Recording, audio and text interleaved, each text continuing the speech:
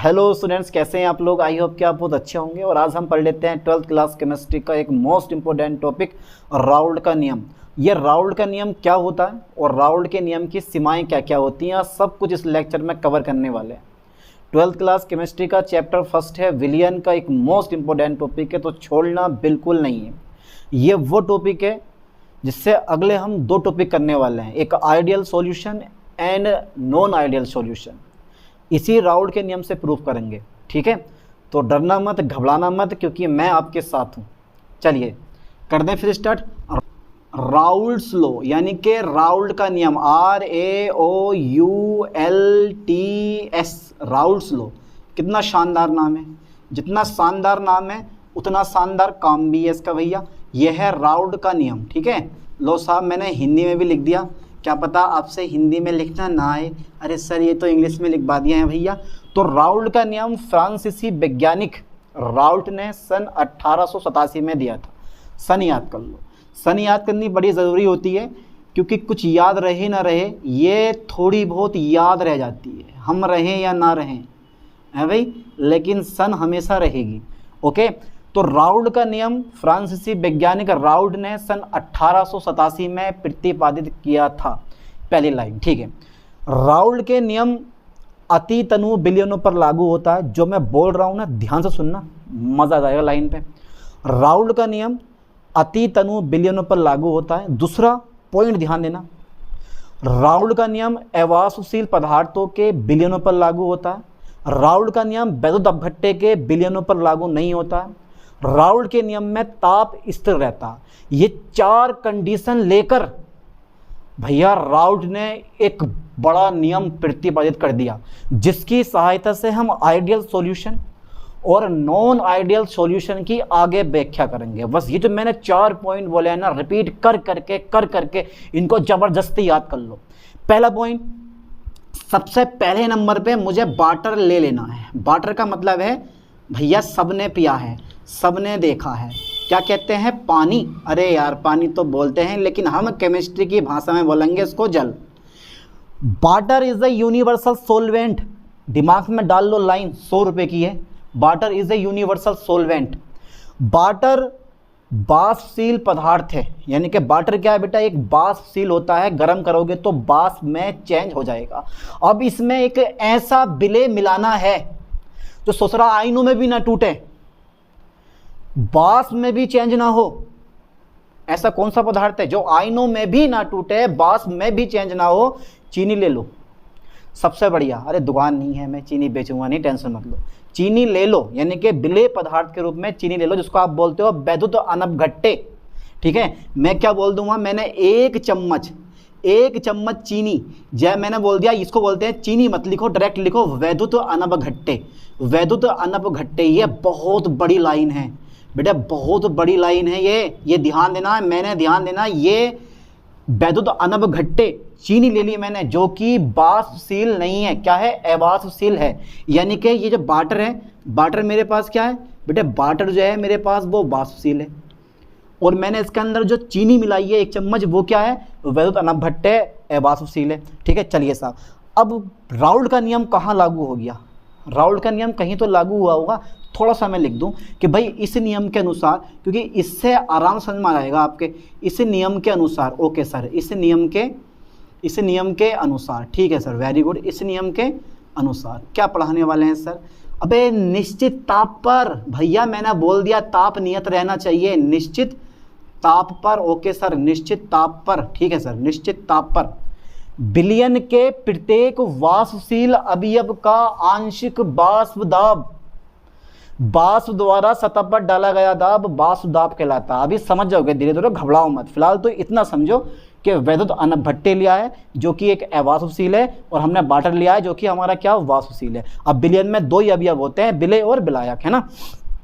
तो निश्चित ताप पर विलयन के प्रत्येक, ध्यान देना है बेटे, विलयन के प्रत्येक, ओके, विलयन के प्रत्येक, ठीक है, विलयन के प्रत्येक वाष्पशील अवयव का, ठीक है सर, वाष्पशील, ठीक है, वाष्पशील अवयव का आंशिक वाष्प दाब, वाष्पशील अवयव का आंशिक वाष्प दाब, ओके सर, ओके। आंशिक वेपर प्रेशर यानी कि वाष्प, ठीक है सर, वाष्प दाब, ठीक है, उस अवयव के मोल अंश के कैसा होता है, समानुपाती होता है। उस अवयव के ओके सर, ओके, उस अवयव के मोल अंश के, ठीक है सर, मोल अंश के कैसा होता है बेटे, समानुपाती होता है, समानुपाती होता है, ओके, समानुपाती होता है। अर्थात मैं लिख दूं, अर्थात मैं लिख दूं भैया, अर्थात देखो अब यहाँ वैद्युत अनबभट्टे काम नहीं करेगा, यानी कि यहाँ विलेय काम नहीं करेगा। जो आपने घोली है चीनी, क्यों काम नहीं करेगा, क्योंकि राउल्ट के नियम ये पहले ही बता चुका है कि प्रत्येक वाष्पशील अवयव, चाहे ससुरा विलेय हो या विलायक हो, वाष्पशील होना चाहिए। अब इसमें ये अवाष्पशील है तो इसके लिए काम नहीं करने वाला, ध्यान देना। ये मेरे पास क्या अवाष्पशील है, ये ध्यान देना। वैद्युत अनबभट्टे कैसा है, अवाष्पशील है, जो वाष्प में चेंज नहीं होगा, ठीक है, जो वो घोला है आपने। तो इस पर अभी मैं राउल्ट का नियम नहीं लगाऊंगा, मैं लगाऊंगा सीधे इस पर राउल्ट का नियम ओनली। विलेय को मैं छोड़ दे रहा हूँ। अभी मैंने बोला कि निश्चित ताप पर विलयन के प्रत्येक वाष्पशील अवयव का आंशिक वाष्प दाब। तो भैया वैद्युत अनबभट्टे अवाष्पशील है और मेरे पास वाटर क्या है, वाष्पशील है, तो सिंपल सी बात है विलायक के लिए यहाँ ये नियम लागू हो जाएगा। अभी चलो साहब आगे देखते हैं। अर्थात P सॉल्यूशन मतलब P विलयन बराबर यानी कि समानुपाती किसके होगा, यहाँ विलायक है मेरे पास ओनली, P सोलवेंट सोलवेंट क्या है बेटे, विलायक है, ठीक है, यानी कि एक्स सोलवेंट। तो मेरे कहने का मतलब यह है कि प्रत्येक वाष्पशील अवयव का आंशिक वाष्प दाब उस अवयव के मोल अंश के समानुपाती होता है। अर्थात P solution is directly proportional to X solvent. अब आप सोच रहे होगे सर ये तो वाष्पशील अवयव यानी कि वाटर था, यानी कि ये वाटर जो होता है मेरे पास कैसा होता है, जो मेरे पास जल है वो जल तो सर सोलवेंट है, जल कैसा है मेरे पास, सोलवेंट है, ओके, और आपने यहाँ सॉल्यूशन लिखा है तो ये तो मेरे पास विलयन का वाष्प दाब है और ये मेरे पास सोलवेंट है। ये तो बड़ी मिसअंडरस्टैंडिंग हो रही है। तो मैं आपको बता दूं कि यहाँ मैंने क्या लिया है, वैद्युत अनबभट्टे लिया है। क्या लिया है, वैद्युत अनबभट्टे, यानी कि यदि विलेय वैद्युत अनबभट्टे हो, यदि विलेय अवाष्पशील हो तो विलायक के वाष्प का दाब ही विलयन का वाष्प दाब होता है, ठीक है। पहले मैं जरा से लिख दूं तो P solvent are equal to P0 solvent, ठीक है, P0 सोलवेंट और मल्टीपल एक्स सोलवेंट, ठीक है। ये मेरे पास पूरे का पूरा नियम फाइनल हो जाता है, ओके बेटे, ये मेरे पास पूरे का पूरा राउल्ट का नियम फाइनल हो जाता है। लाइन पे थोड़ा सा ध्यान देना है बढ़िया करके, यानी कि यदि मतलब ये है कि यदि, ठीक है, यदि विलेय पदार्थ क्या हो मेरे पास, यदि विलेय अवाष्पशील हो, जो मैंने माना है, यदि विलेय कैसा हो, अवाष्पशील हो, यदि विलेय अवाष्पशील हो तो, ठीक है, विलायक यानी कि जल, विलायक का, ध्यान देना बेटे, विलायक के वाष्प का, ओके सर, विलायक के वाष्प का दाब ही, विलायक के वाष्प का दाब ही विलयन का वाष्प दाब होगा, ठीक है, विलयन का वाष्प दाब होता है, विलयन का वाष्प दाब होता है, ठीक है सर, विलयन का वाष्प दाब होता है, ओके। यदि विलेय अवाष्पशील हो तो विलायक के वाष्प दाब ही, यानी कि विलायक के वाष्प का दाब ही विलयन का वाष्प दाब होता है, ठीक है, क्योंकि ये तो वाष्प में चेंज होगा नहीं और ये प्रेशर लगागा नहीं। प्रेशर किसका लगेगा, सिर्फ वाष्पशील पदार्थ जल का लगेगा। अब जल की जगह कोई भी वाष्पशील पदार्थ है तो आप ले सकते हो, या हो सकता है कि विलेय और विलायक दोनों के दोनों कैसे हो मेरे पास, वाष्पशील हो, विलेय और विलायक दोनों के दोनों कैसे हो बेटे, वाष्पशील हो। चलिए आगे देखते हैं, ओके। यदि विलेय अवाष्पशील हो तो विलायक के वाष्प का दाब ही विलयन का वाष्प दाब होता है। अब यहाँ जो P0 सोलवेंट है ना, जो आपको ये दिखाई दे रहा है, मंद मुस्कुरा रहा है, P सोलवेंट, ये क्या चीज़ है, अरे भैया ये भी तो कोई चीज़ होगी ना, होगी यार, ये चीज़ जो होगी, ये P0 सोलवेंट जो है यह है शुद्ध विलायक का वाष्प दाब, शुद्ध विलायक का वाष्प दाब, ओके, शुद्ध विलायक का वाष्प दाब। अब बात यहाँ ये आती है कि यार हमें राउल्ट के नियम की ज़रूरत क्यों पड़ी है भैया। हमें राउल्ट के नियम की ज़रूरत क्यों पड़ी, बात ये आती है। तो राउल्ट के नियम की ज़रूरत हमें इसलिए पड़ी क्योंकि आपको पता है कि मान लो कि भैया जो मेरे पास वाटर है, उस वाटर का जो वाष्प दाब है वो मैं मानता हूँ कितना, मैं अपने पास से मान रहा हूँ, मैंने मान रहा हूँ। कभी सोचा कि यार रियलिटी में यही होता है कि जल का वाष्प दाब मैंने मान लिया 2 बार, ठीक है बेटे, मैंने मान लिया, चलो मैंने 1 बार मान लिया। जल का वाष्प दाब कितना है मेरे पास, 1 बार है, ठीक है भैया, 1 बार दाब है जल का, ठीक है। ये शुद्ध विलायक का वाष्प दाब है। जब जल अलग रखा है तो उस जल का वाष्प दाब कितना है मेरे पास, 1 बार है। अब जैसे ही आपने जल में कोई वैद्युत अनपघट्य मिलाया, यानी कि कोई अवाष्पशील पदार्थ मिलाया, जैसे चीनी मिला दी, तो इस विलायक के वाष्प दाब पे कोई इफेक्ट पड़ेगा या नहीं पड़ेगा, पड़ेगा या नहीं पड़ेगा, या तो वाष्प दाब घटेगा। जैसे ही आपने चीनी मिलाई है तुरंत इस विलायक का वाष्प दाब एक बार से या तो बढ़ जाएगा या घट जाएगा।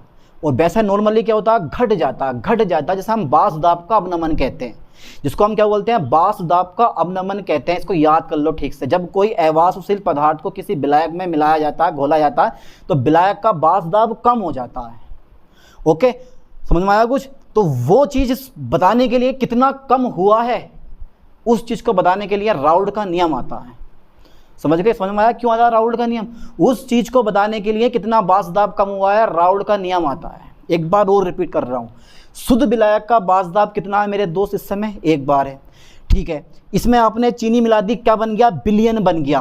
तो विलायक के वाष्प दाब में कितनी कमी हो गई, विलायक के वाष्प दाब में, यानी कि अब विलायक का वाष्प दाब क्या होगा और विलेय का वाष्प दाब क्या होगा, ये बताने के लिए राउल्ट का नियम लागू होता है, ठीक है। यानी कि राउल्ट ने अपना एक नियम दिया। चलिए आगे देखते हैं। तो P0 सोल्वेंट क्या है, शुद्ध विलायक का वाष्प दाब है, ठीक है।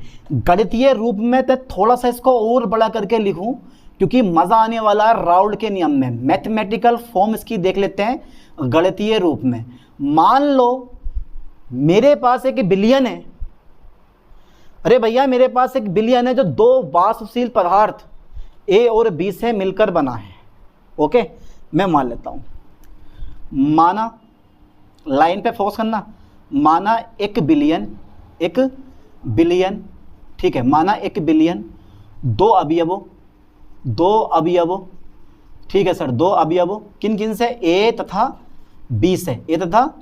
B से मिलकर बना है। ओके भैया, मैंने 2 अवयव ले लिए, मिलकर बना है। ओके सर, ध्यान देना, माना 1 बिलियन 2 अवयवों A तथा B से मिलकर बना है। भैया आदर्श बिलियन, अनादर्श बिलियन नेक्स्ट लेक्चर में पढ़ाऊंगा मैं, ध्यान देना। ये राउल्ट का नियम पढ़ना पड़ेगा उसके लिए मेरे दोस्त, ये राउल्ट का नियम पढ़ना ही पड़ेगा।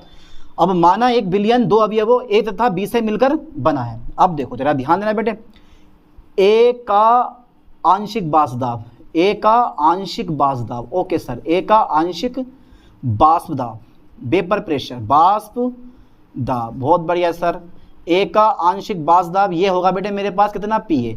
अच्छा B का कितना हो जाएगा, B का आंशिक वाष्प दाब, अरे भैया रे, B का आंशिक वाष्प दाब कितना बैठना चाहिए, ये हो जाएगा PB, ठीक है। अब यहाँ पर एक शर्त और है, अवयव A का मोल अंश, अवयव A का मोल अंश, ठीक है, अवयव A का मोल अंश, ठीक है। अवयव A का मोल अंश मेरे पास कितना होगा बेटे, x से बराबर होगा Na अपॉन Na प्लस के Nb, ठीक है। अब बात यहाँ ये आती है कि ये Na क्या है, यह है अवयव A के मोलों की संख्या और B जो है वो अवयव B के मोलों की संख्या, यानी कि अवयव B के मोलों की संख्या। B यहाँ मैं विलायक मानूंगा और A मैं यहाँ का मानूंगा विलेय मानूंगा, ठीक है। ध्यान देना, विलायक का वाष्प दाब ज़्यादा होगा क्योंकि बड़ा होता है ना, विलायक ज़्यादा होता तो विलायक का वाष्प दाब भी ज़्यादा होगा, और विलेय मेरे पास छोटा होता तो विलेय का वाष्प दाब भी मेरे पास कैसा होगा, कम होगा। तो अब एक अवयव और बचा है हमारा, अवयव B का वाष्प दाब, ठीक है, अवयव B का मोल अंश, ठीक है, अवयव B का मोल अंश। ओके बेटा, ये कितना हो जाएगा, अरे सर ये कितना हो जाएगा, XB, ऊपर मेरे पास आ जाएगा NB, ये अवयव B के मोलों की संख्या, और मोलों की संख्या निकालनी आपको आती है, आपने मोलरता पढ़ी है, सब में विलेय के मोलों की संख्या बटा बिलियन का आयतन लीटर में मोलरता में। और भैया मोललता में विलेय के मोलों की संख्या बटा विलायक का द्रव्यमान किलोग्राम में। तो मोलों की संख्या निकालने का एक फॉर्मूला है भार बट्टा अणुभार। अणुभार सबको याद होना चाहिए, ग्लूकोज का, यूरिया का, कास्टिक सोडे का, ये सब अणुभार बढ़ के याद करो, तभी तो ये चैप्टर आपका स्ट्रॉन्ग होगा, वरना चैप्टर स्ट्रॉन्ग होने वाला नहीं है। केमिस्ट्री के फंडे होते हैं कुछ केमिस्ट्री को पढ़ने के, ठीक है। चलिए आगे देखते हैं। एक्स बी बराबर हो गया Na प्लस के, मेरे पास कितना हो जाएगा बेटे NB। चलिए ये मेरे पास चला जाएगा, यानी कि अभी अब ए का आंशिक बाजदाब आ गया, अभी अब बी का बाजदाब आ गया, आंशिक बाजदाब आ गया, अभी अब ए का मोलंस आ गया, अभी अब बी का मोलंस आ गया। फॉर एग्जांपल अब राउल्ड का नियम पता होना चाहिए आपको, राउल्ड का नियम लागू कर दो। राउल्ड के नियम से, राउल्ड के नियम से, ओके सर, राउल्ड के नियम से। अरे भैया राउल्ड का नियम मैं लगाऊंगा ए के लिए, तो पी ए समानुपाती, पी ए समानुपाती एक्स ए, ठीक है, पी बी समानुपाती एक्स बी, क्या ये भी ठीक है? ठीक है, आगे बढ़ा दो या करके लिख दो, पी ए बराबर हो जाएगा P zero A X A, ठीक है, ठीक है। पी बी बराबर हो जाएगा P B zero X B. Okay, इस चीज़ पे फोकस करना मेरे दोस्त। ये मैंने राउल्ड का नियम लगाया है अभी अब ए के लिए, और ये मैंने राउल्ड का नियम लगाया है अभी अब बी के लिए, क्योंकि दो अवयव हैं, एक को मैं विलेय मानूंगा, एक को मैं विलायक मानूंगा, ठीक है। इक्वेशन मान सकते हो, मत मानो, कोई दिक्कत नहीं है, मर्जी है आपकी, इक्वेशन मान भी सकते हो। चलो इसको मैंने इक्वेशन फर्स्ट मान लिया है। अरे हटा, कौन चक्कर में पड़ लिया, क्यों ऐसे रहने दे रहे हैं। तो इस पर फोकस करना है। जो मेरे पास यानी कि अवयव ए के लिए मैंने राउल्ड का नियम ठोक दिया, तो आया पी ए बराबर पी ज़ीरो एक्स ए, और पी बी बराबर आ गया P zero V X B, ठीक है। चलिए आगे देखते हैं।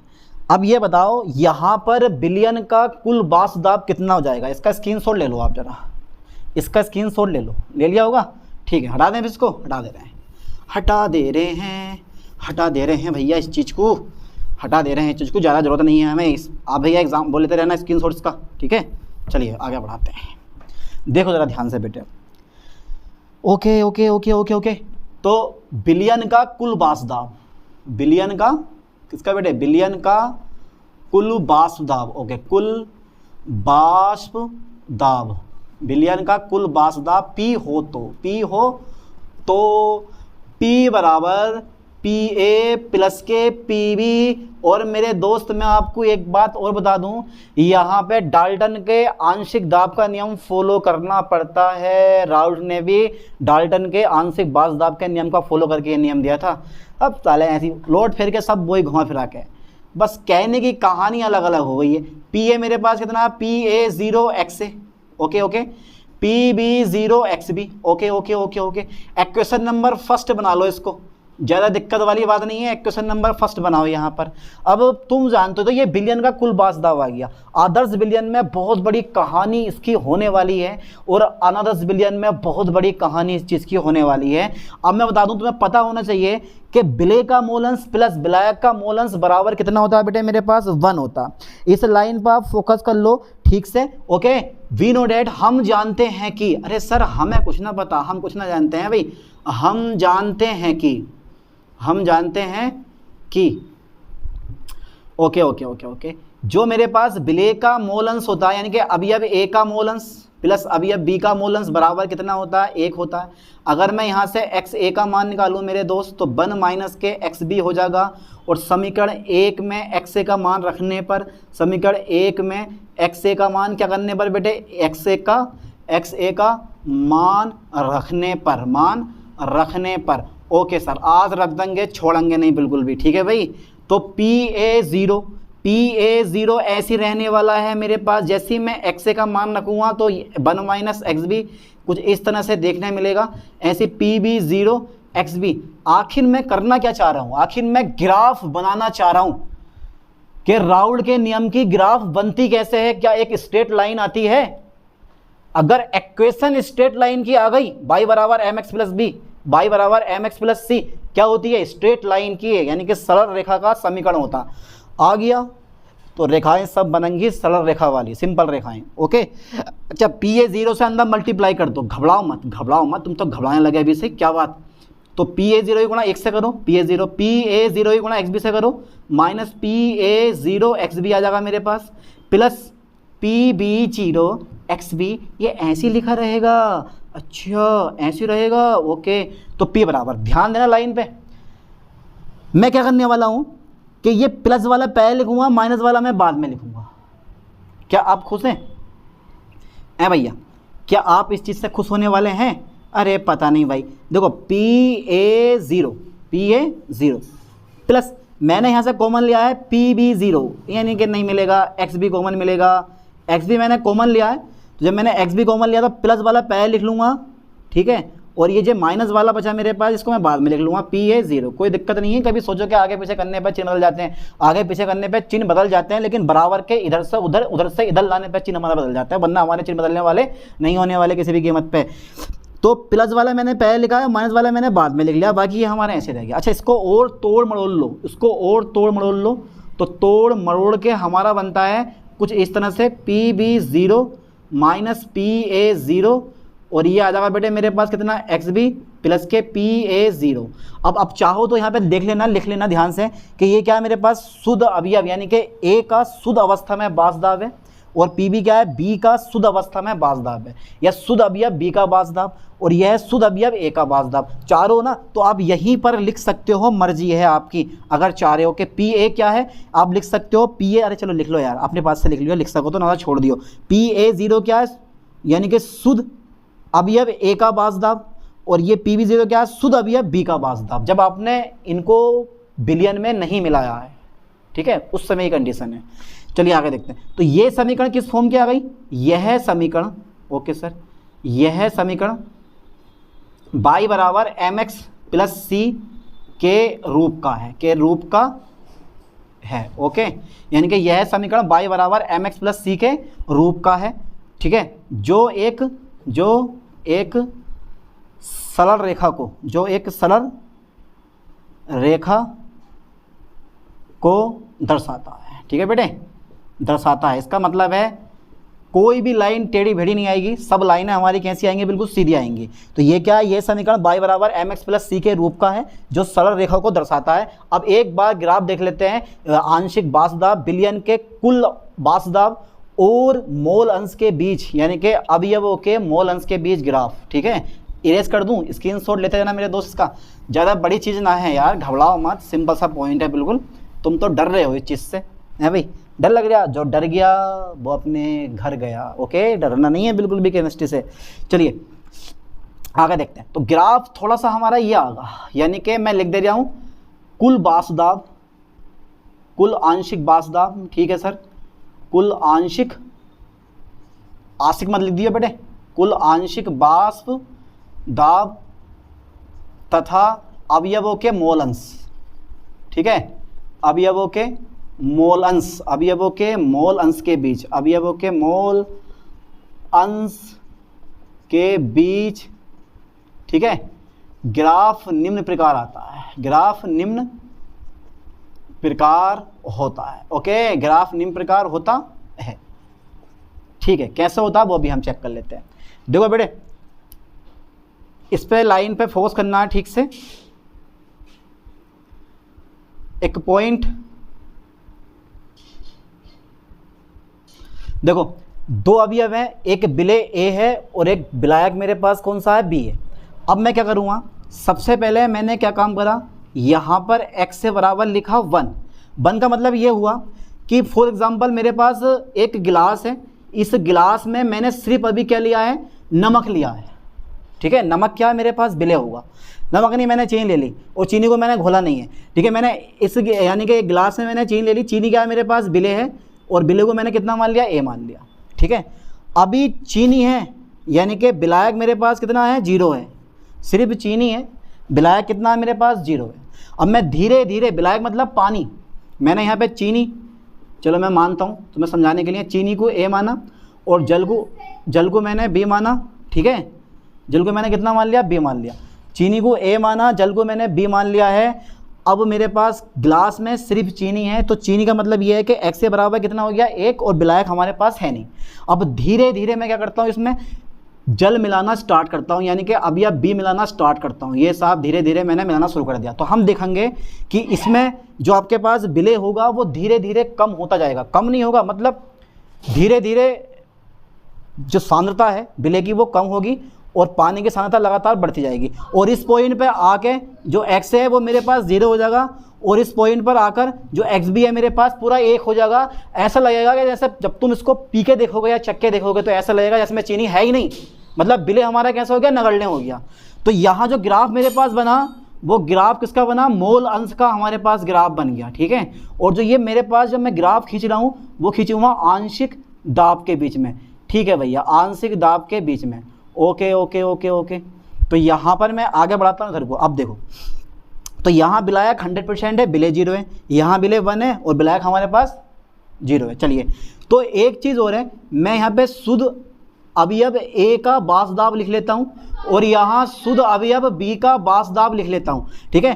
तो मतलब ग्राफ देखो, यहाँ लगातार जो आपके पास वाटर है, वाटर मतलब यानी कि जो अवयव B है वो लगातार बढ़ता जा रहा है, उसका बासदाब लगातार बढ़ता जा रहा है और उसका बासदाब लगातार क्या हो रहा है, घटता जा रहा है। इसका मतलब ये हुआ कि जो मेरे पास ग्राफ है वो PB बराबर PB 0 XB का है, और ये वाला ग्राफ किसका है, PA बराबर PA 0 XA का है, ठीक है, समझ में आया। और कुल बासदाब इन दोनों को मैंने जोड़ दिया है, जब मैं इन दोनों को जोड़ दूंगा तो ये कुल बासदाब आगा P बराबर PA प्लस के PB, यानी कि इन दोनों का योग आ जाएगा। ये छोटी सी ग्राफ बन जाती है। अब ये ग्राफ को समझो तो यहाँ लगातार विलायक का बासदाब बढ़ता जा रहा है और लगातार विलय का बासदाब घटता जा रहा है, यहाँ के 0 और यहाँ विलायक का बासदाब आके पूरा 100%। ग्राफ बहुत दीजिए, समझना बड़ा आसान है, ठीक है। तो यहाँ तक का स्क्रीनशॉट लें, इसके बाद पढ़ लेते हैं राउल्ट के नियम की सीमाएं। ओके, चलो साहब, यहाँ तक हो गया। अब राउल्ट के नियम की सीमाएं पढ़ लेते हैं। कुल 4 सीमाएं जो मैंने स्टार्टिंग में बोली थी, अब वो कौन कौन सी सीमाएं हैं वो भी देख लेते हैं। चलिए, पहले डाल देता हूँ मैं हेडिंग सीमाएं, और इसको इंग्लिश में बोलते हैं लिमिटेशन। इंग्लिश में तो खैर याद ना करोगे, लेकिन फिर भी मैं लिख दे रहा हूँ लिमिटेशन। लिमिटेशंस का मतलब 4 कंडीशन फॉलो करता है। पहला नंबर के राउल्ट का नियम अति तनु विलयन पर लागू होता है। अति तनु विलयन मतलब जिसमें विलय बहुत कम हो और विलायक बहुत ज़्यादा हो, तभी तो पतला होगा। क्योंकि विलय पदार्थ क्या करता है, विलय पदार्थ हमेशा विलयन को गाढ़ा करता है और विलायक हमेशा विलय को पतला करता है, ठीक है। तो मतलब पहली सीमा यही आती है कि यह नियम, यह कौन सा, मतलब राउल्ट का नियम,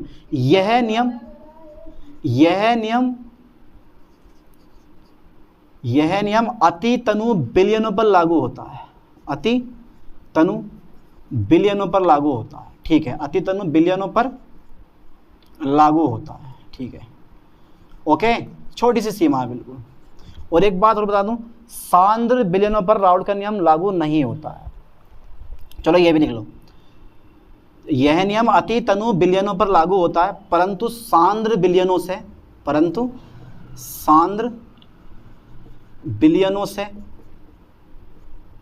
राउल्ट का नियम विचलन दर्शाता है।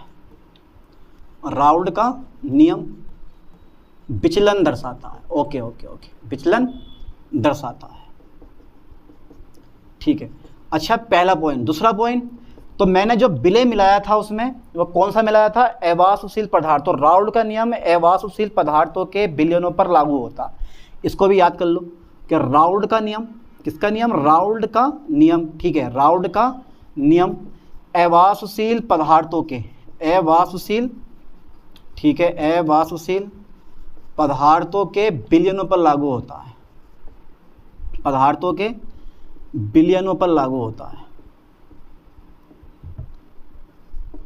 पर लागू होता है। अच्छा, एक नियम और रह गया, एक कंडीशन और लिखवा देता हूँ। एक बात ध्यान देना, यानी कि जो विलयन, यानी कि जो विलय पदार्थ विलयन में आयनों में टूट जाते हैं, जिनको आप विद्युत अपभट्टे कहते हो, उन पदार्थों के विलयनों पे कभी भी राउल्ट का नियम लागू नहीं होता। और ये क्या है, सीमाएं हैं इस नियम की, यानी कि विद्युत अपभट्टे के विलयनों पर, विद्युत अपघट्टों के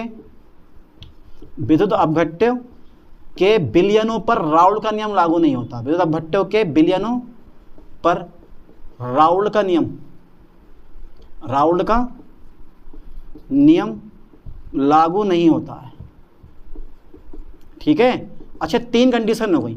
एक कंडीशन इसकी और आती है, और वो सीमा इसकी यह आती है कि जो पदार्थ विलयन में टूट जाते हैं या जुड़ जाते हैं, उन पदार्थों के विलयनों पर कभी भी राउल्ट का नियम नहीं लगता। यानी कि जो पदार्थ बिलियन में क्या बोलते हैं, वियोजित, ठीक है। जो पदार्थ बिलियन में वियोजित या संगुणित, मतलब टूट जाना और जुड़ जाना, संगुणित, जो पदार्थ बिलियन में वियोजित या संगुणित हो जाते हैं,